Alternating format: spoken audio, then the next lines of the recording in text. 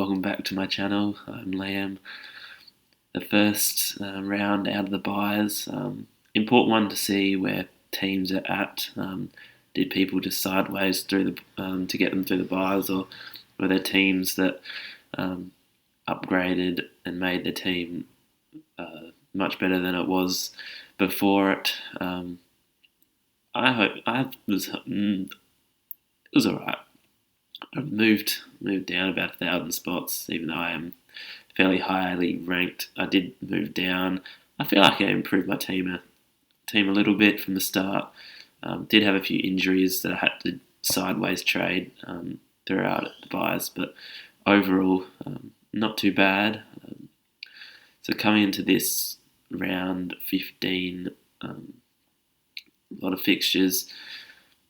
Only 2 trades, which it just feels weird being able to perform stacks of trades in the last few weeks. But so far, at this very stage, I have to get rid of Duncan. Unfortunately, he is out for 8 to 12 weeks, must trade, and unfortunately he plays a Thursday night, so I have to commit the trade before then. At this very moment, gone Markov down to Haynes just gives me a little bit of cash to fund an upgrade of Duncan to Crouch. Markov just is pretty consistent 75s, but it's just not what you want at the end of the season. I don't really have any rookies that are downgradable at this stage. Robertson's probably the only one that's nearly maxed out, but I prefer to play him on field over a Newcomb and a Bianco type. So I'll hold him. I preferably want to upgrade him than downgrade.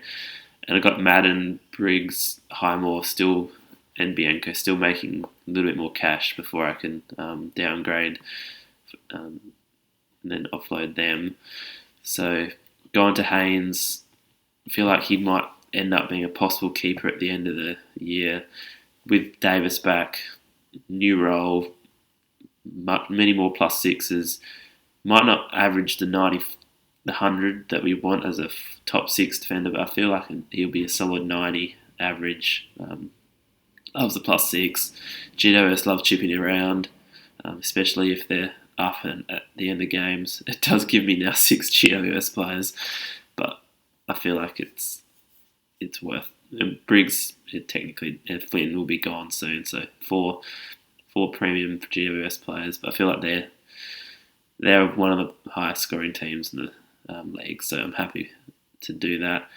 If all doesn't go to plan and Haynes doesn't do that, I've got Laird in the midfield that I can just flick Haynes to hopefully a premium mid in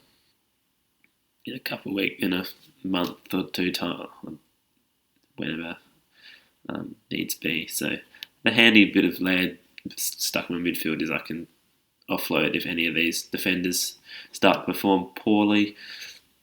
And then Crouch, I didn't have much money to work with here, but Crouch averaging 120 in his last 3, has history of being a ball magnet, racking up points, loves a tackle.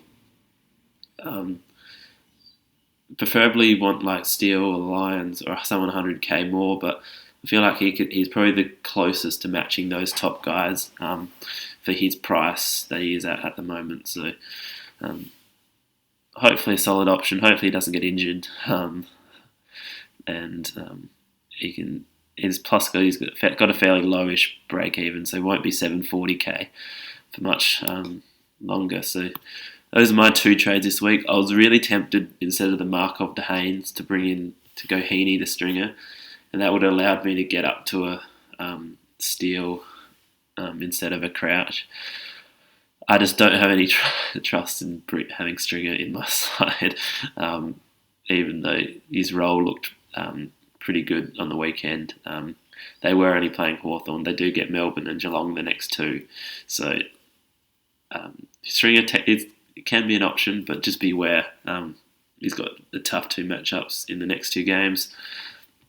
So with regards to captain options this week, it all depends on your non-playing rookies. Where are they at?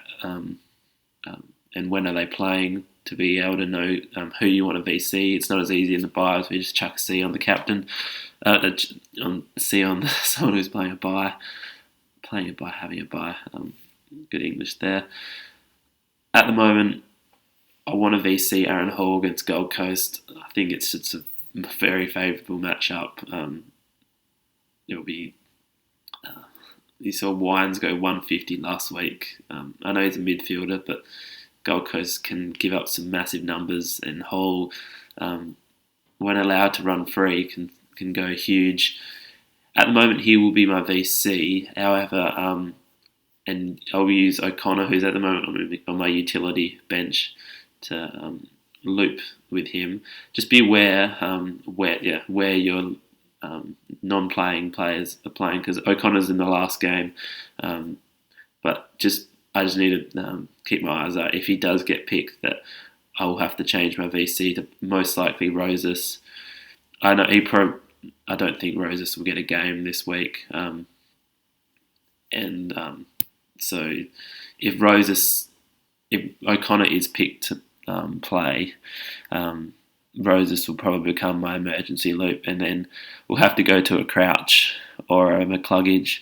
I don't like any VCs on that first on the Thursday night, Geelong Brisbane. It'll just be I feel like one might get away, but it would be a tough one to nail a VC on that night. Both teams tough to score against. Crouch will be my VC against Richmond, who aren't so restrictive in giving up fantasy scores. And that's if O'Connor doesn't play. If I do VC Crouch, I'll still probably see one of McRae or Taranto. McRae doesn't have the best record against West Coast, but he hasn't gone under 100 this year. So for safety reasons, he's a very good pick. But Taranto, for ceiling purposes, against Hawthorn could go absolutely huge. I don't see him being tagged by any of Warpaw or Shields. They'll probably go to Kelly or a Whitfield over him. He's more of a possession winner than someone that kills you in games. So he will be must see at this very stage. It will be a little bit tempting if I do VC Crouch to captain Hall against Gold Coast, but it's always safer captaining those midfielders and with a less of an injury history than Hall. I know I'm being a bit scaredy cat here, but I've already captained someone who's got injured halfway through. I've VC'd someone that's got injured halfway through a game. I put some terrible outcomes into some of my captains and VCs so far. Hopefully I don't do it again. But those two would be my options. If you don't, other than Hall, I'd prefer Took Miller to VC over him any day of the week. Again, he could be, if you do have a loop early on the round, he's a very safe C option this week. He won't get tagged. He's nearly untaggable the way he plays. He could go absolutely monster against the Roos. There's no really anyone else. Merritt against Melbourne. Parrish against Melbourne.